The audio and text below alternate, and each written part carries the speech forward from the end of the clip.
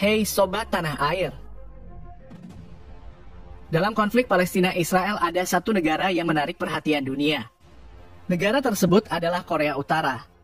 Negara yang dalam beberapa dekade jadi negara paling tertutup di dunia, mengisolasi diri geopolitik global, menghindari globalisasi, dan menolak ketergantungan pada pihak asing manapun. Secara mengejutkan dalam konflik antara Israel dan Hamas, Korea Utara angkat bicara.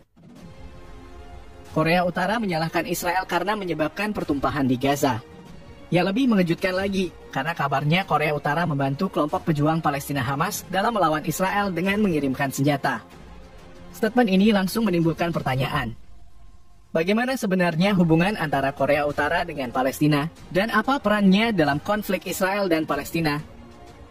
Asal kalian tahu, setelah ditelusuri, ternyata hubungan Korea Utara dengan banyak negara-negara Timur Tengah memanglah sangat mesra. Bahkan, selama bertahun-tahun Korea Utara adalah pemasok teknologi rudal dan senjata ke negara Timur Tengah, termasuk Iran, Suriah, Libya, dan Mesir. Untuk mencegah itu, Israel menawarkan investasi asing sebesar 1 miliar US dollar ke Korea Utara dalam operasi penambangan emas sebagai imbalan penghentian penjualan 150 rudal balistik jarak menengah Nodong ke Iran. Selama Perang Yom Kippur tahun 1973, DPRK mengirimkan 20 pilot dan 19 personil non-tempur ke Mesir. Selama tahun 1980-an, Korea Utara beralih dari oposisi militer langsung terhadap Israel dan memilih penjualan senjata serta teknologi militer kepada musuh-musuh Israel di Timur Tengah. Tapi kami tidak sedang ingin membicarakan tentang hubungan Korea Utara dengan Timur Tengah. Fokus kami sekarang adalah bagaimana hubungan antara Korea Utara dan Palestina. Mari kami singgung sejarahnya. Kalau kita bicara soal dukungan Korea Utara, ternyata itu sudah dimulai pada tahun 1966.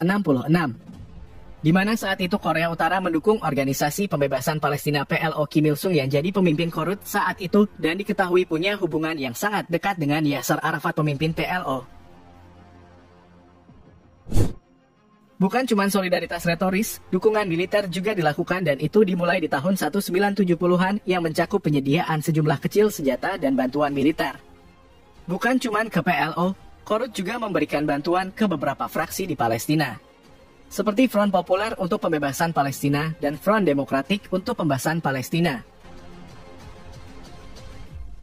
Selain mendapat dukungan senjata, militer Korea Utara juga memberikan pelatihan perang gerilya ke sejumlah pemberontak Palestina.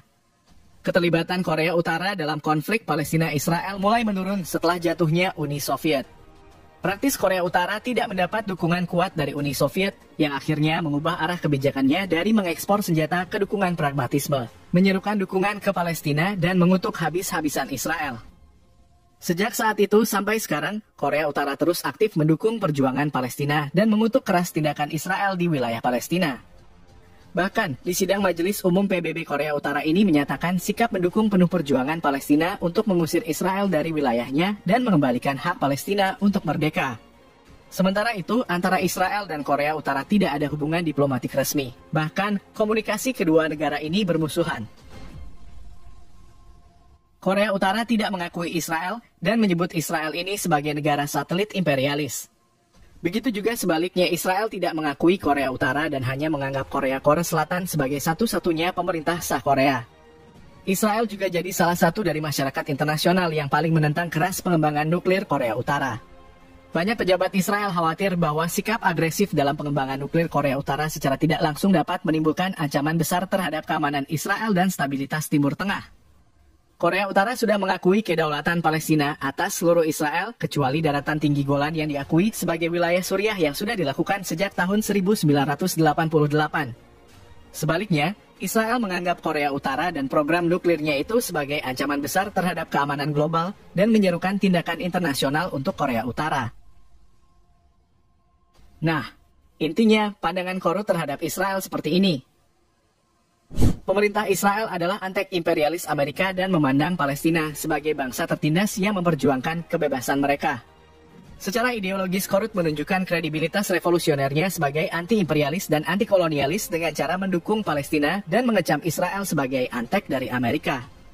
Dukungan Korea Utara terhadap kelompok ekstremis Palestina seperti Hamas bisa dikaitkan dengan ideologi anti-Amerika dan anti-Barat yang dimiliki rezim dari keluarga Kim. Artinya musuh dari Amerika dan Barat adalah sahabat dari Korea Utara. Kira-kira seperti itu. Sebenarnya bukan rahasia umum lagi kalau Korea Utara memang memberikan bantuan dan dukungan persenjataan kepada Palestina. Meski disebut sudah menurunkan bantuan senjatanya ke bentuk dukungan pragmatis sejak runtuhnya Uni Soviet tahun 1991. Ada kabar kalau Korea Utara ini kemungkinan besar tetap memasok senjata ke kelompok-kelompok Palestina sampai di tahun 2000-an. Terbukti pada bulan Desember 2009 pihak berwenang Thailand melarang terbang sebuah pesawat kargo Korea Utara yang dilaporkan membawa 35 ton senjata konvensional termasuk roket dan granat berpeluncur roket saat pesawat tersebut berhenti mengisi bahan bakar di Bandara Bangkok. Amerika Serikat kemudian mengkonfirmasi pada tahun 2012 bahwa pengiriman yang dilarang oleh pihak Thailand itu ternyata ditujukan ke Hamas. Mau seberapa kalipun Korea Utara selalu menyangkal senjatanya digunakan oleh Hamas melawan Israel, tapi ada banyak bukti.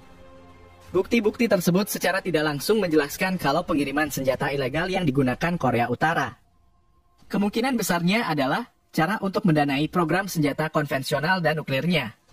Mengingat Korea Utara adalah negara yang terkena sanksi internasional dan kekurangan uang. Dengan mendukung gerakan pembebasan Palestina dan anti-Zionisme, Pyongyang memperoleh status diplomatik dan pengakuan di dunia Arab. Ini adalah hubungan diplomatik yang berharga bagi rezim Kim yang semakin terisolasi. Sikap Korea Utara juga adalah cara untuk melemahkan pengaruh Amerika Serikat dan negara Barat di Timur Tengah.